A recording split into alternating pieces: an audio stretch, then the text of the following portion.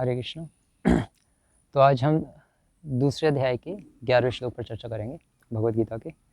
और ये श्लोक बहुत फेमस श्लोक है और कुछ पूर्ववर्ती आचार्य तो यहाँ तक भी कहते हैं कि भगवद गीता वास्तव में शुरू यहीं से होती है, क्योंकि अब यहाँ से भगवान कृष्ण ने गुरु का पद स्वीकार किया और शिष्य अर्जुन तैयार है मैसेज सुनने के लिए। तो इसलिए कहा जाता है कि गीता यहाँ से शुरू होती है, जहाँ से भगवान कृष्ण ने मुख्यतः बोला। वैसे 2.2 से ही बोला, लेकिन यहाँ से भगवान ने बोला भी और गुरु का पद भी संभाला। तो बहुत फेमस और एक बहुत जो गीता से ऑलरेडी अवगत हैं, जो परिचित हैं गीता से, जिन्होंने गीता पढ़ी है, उनको पता है कि इस श्लोक की क्या महत्वपूर्णता है। और ये श्लोक है श्री भगवान उवाच अशोचयानन्वशोचस्त्वं प्रज्ञावादांश्च भाष्यसे गतासु न गतांसूंश्च नानुशोचन्ति पंडिताः। तो भगवान अर्जुन से कह रहे हैं कि अशोचयान अन्वशोचस्त्वम। एक्चुअली इस श्लोक में भगवान बोलते अर्जुन को बिल्कुल डांट फटकार लगा रहे हैं और कह रहे हैं कि अशोचयान अन्वशोचस्त्वम, कि अर्जुन तुम अशोचयान मतलब तुम जो शोक करने योग्य नहीं है। अन्वशोचस्त्वम, अशोचयान मतलब जो शोक करने योग्य नहीं है। अशोचयान जो शोक करने योग्य नहीं है। अन्वशोचस्त्वम, तुम उनके लिए शोक कर रहे हो। प्रज्ञावादांश भाष्य से, और तुम बड़े बहुत इंटेलिजेंट की तरह बात कर रहे हो। और तुम्हारी भाषा क्या है? तुम्हारी भाषा ऐसे ऐसे तुम बहुत बड़े ऋषि मुनि होते हो। प्रज्ञावादांश भाषा से, ये एक्चुअली एक तरह से ईडियम है, ये फ्रेज टाइप है, इसको संस्कृत में यूज़ करते हैं प्रज्ञावादांश भाषा से, कि भैया वो तो बहुत बड़ी बड़ी बातें करने वाला, ऋषि मुनियों की जैसे बातें करने वाला है प्रज्ञावादांश भाषा से। उसकी तो भाषा ही बहुत हाई फाई है। तो इस तरह से भगवान उसको टॉन्ट करते हुए कह रहे हैं कि प्रज्ञावादांश भाषा से तुम इतनी बड़ी बड़ी बातें कर रहे हो, जैसे बहुत तुम शास्त्रों में निपुण होते हो, इसलिए तुम मुझे बता रहे हो कि वर्ण संकर हो जाएगा, स्त्रियां कलुषित हो जाएंगी, और तुम इतने सारे रीजंस दे रहे हो बड़े बड़े। और अगर तुम्हें शास्त्रों का इतना ही ज्ञान है और इतना ही तुम्हारे पास रीजंस हैं, तो फिर शास्त्रों में जो कोई निपुण होता है तो फिर उससे शांति मिलनी चाहिए, संतुष्टि मिलनी चाहिए, प्रसन्नता मिलनी चाहिए। तुम तो उल्टा कंफ्यूज हो गए हो, पूरी तरह से भ्रमित हो गए हो, पूरी तरह से परेशान हो, दुखी आत्मा बन चुके हो। प्रज्ञावादांश भाषा से मतलब तुम बड़े बड़े ऋषि मुनि की तरह बात कर रहे हो और तुम्हारा बिहेवियर तो बिल्कुल एक आम संसारिक जो परेशान व्यक्ति है उसकी तरह तुम्हारा बिहेवियर है। तो तुमने क्या तुम कहाँ के तुम पढ़े लिखे हो, तुम्हें कहाँ शास्त्रों का ज्ञान है, और फिर भी तुम्हारी भाषा ऐसी है जैसे बड़े बड़े ऋषि मुनि बात करते हैं। अगर ऐसी भाषा रखनी है तो फिर डिस्टर्ब क्यों हो रहे हो? तो भगवान इस तरह से अर्जुन को डांट रहे हैं। गतासून अगतांसूंश्च नानुशोचन्ति पंडिताः। लेकिन अर्जुन तुम पंडितों जैसी बात तो कर रहे हो, विद्वान जैसी बातें तो कर रहे हो, लेकिन जो विद्वान होता है वो इस तरह बात नहीं करता, इस तरह नहीं होता। विद्वान क्या करता है? गतासून अगतांसूंश्च, जो चला गया है विद्वान व्यक्ति उसके लिए शोक नहीं करता। तो क्या चला गया है? तो पूर्ववर्ती आचार्य लिखते हैं गतासून अगतांसूंश्च।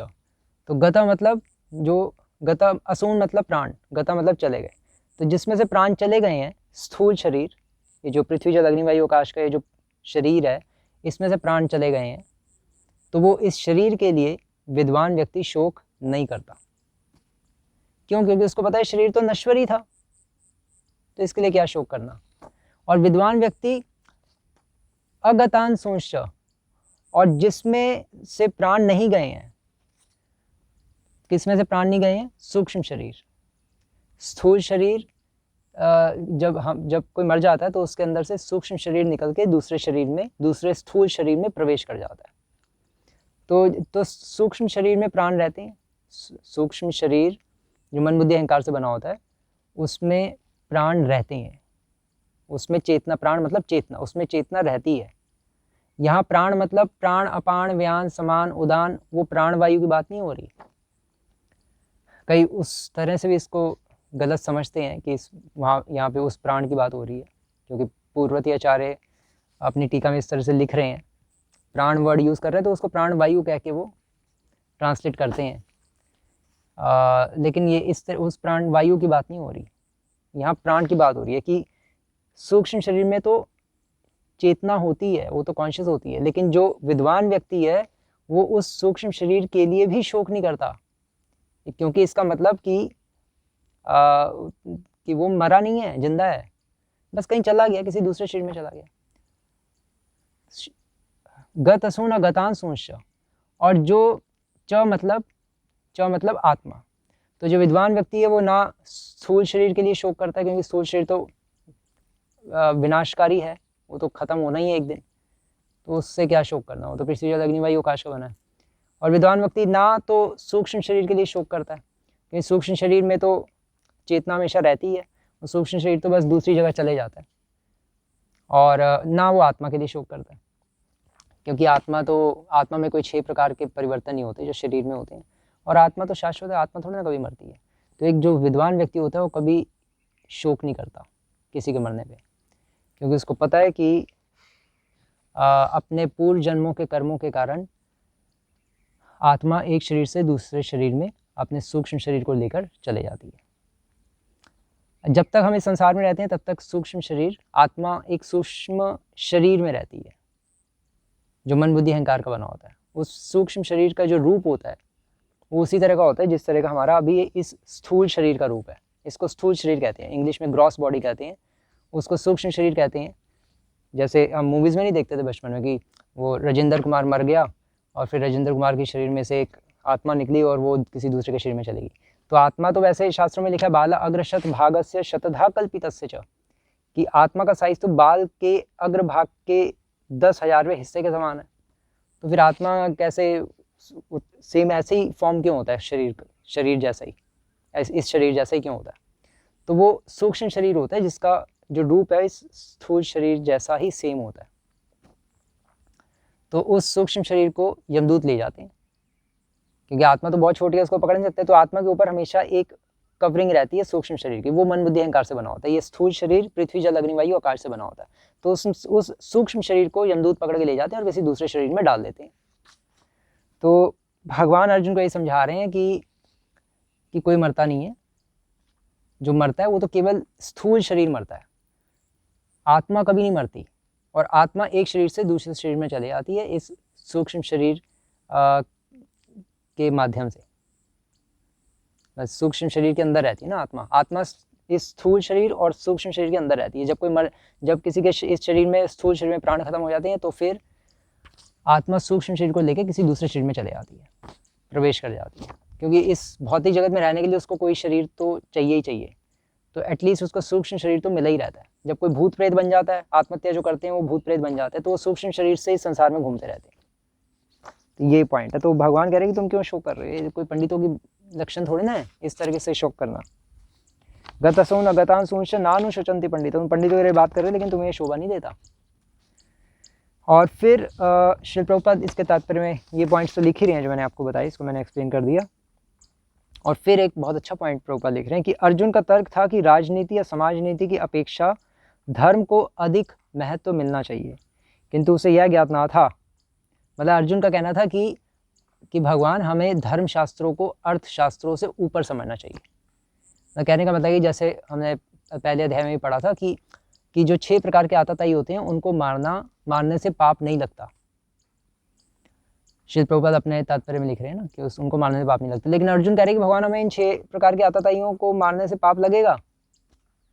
तो अर्जुन क्यों कह रहा है ऐसा? क्योंकि अर्जुन कह रहा है कि धर्मशास्त्रों के अकॉर्डिंग तो किसी भी प्राणी को मारो पाप तो लगता है, लेकिन अर्थशास्त्र या नीति शास्त्र जैसे चाणक्य नीति या शुक्र नीति, उनमें लिखा है कि इन 6 प्रकार के जो आताताई होते हैं उनको मारने से पाप नहीं लगता। लेकिन अर्जुन ने कहा कि लेकिन धर्मशास्त्र तो अर्थशास्त्र से ऊपर है, तो मैं धर्मशास्त्रों के अकॉर्डिंग कह रहा हूँ कि हमें दया करनी चाहिए, फॉरगिव एंड फॉरगेट, इनको क्षमा कर देना चाहिए कौरवों को, क्योंकि धर्म ऊपर है, अर्थशास्त्र तो नीतिशास्त्र, अर्थशास्त्र या नीतिशास्त्र एक ही होते हैं, वो तो नीचे है। लेकिन भगवान यहाँ पर कह रहे हैं कि श्री प्रभुपाद लिख रहे हैं, किंतु उसे यह ज्ञात ना था कि पदार्थ, आत्मा और परमेश्वर का ज्ञान धार्मिक सूत्रों से भी अधिक महत्वपूर्ण है। लेकिन भगवान का कहना था, श्री प्रभुपाद लिख रहे हैं कि तुम कह तो रहे कि अर्थशास्त्र से ऊपर धर्मशास्त्र, लेकिन मैं कह रहा हूँ कि धर्मशास्त्र से ऊपर भी भक्ति शास्त्र है या ज्ञान शास्त्र।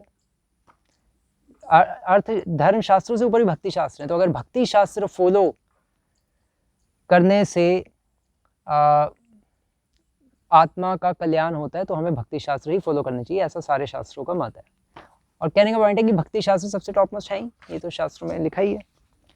इसलिए श्रीमद् भागवतम पुराणम अमलम सबसे टॉप मोस्ट पुराण है, सबसे टॉप मोस्ट शास्त्र है, और हम उसको पढ़ते हैं। और तो इसलिए भगवान का यही कहना है कि इसलिए तुम क्या फालतू बात कर रहे हो, भक्ति शास्त्र से ऊपर तो कोई शास्त्र नहीं है। इसलिए मैं कह रहा हूँ कि भक्ति शास्त्र तुम फॉलो करो। भक्ति मतलब भगवान की आज्ञा का पालन करना। तो इसलिए तुम ना धर्मशास्त्र फॉलो करो ना अर्थशास्त्र फॉलो करो। ये तो तुम्हें पता ही चल गया कि धर्मशास्त्र अर्थशास्त्र से ऊपर है, लेकिन मैं कह रहा हूँ कि भक्ति शास्त्र उससे भी ऊपर है। और भक्ति मतलब भगवान की आज्ञा का पालन करना। इसलिए तुम मेरी आज्ञा का पालन करो, अपना दिमाग में लगाओ चला। बस ये अर्जुन को भगवान समझा रहे हैं। हरे कृष्णा। और इसमें पॉइंट बस मुख्यतः यही पॉइंट है इसमें कि भगवान अर्जुन को समझाना चाह रहे हैं कि डू नॉट लैमेंट अननेसेसरली, कि बिना आवश्यकता के शोक मत करो, विद्वानों की तरह बात करो, अदरवाइज तुम मूर्ख बने रह जाओगे। मूर्ख मतलब जो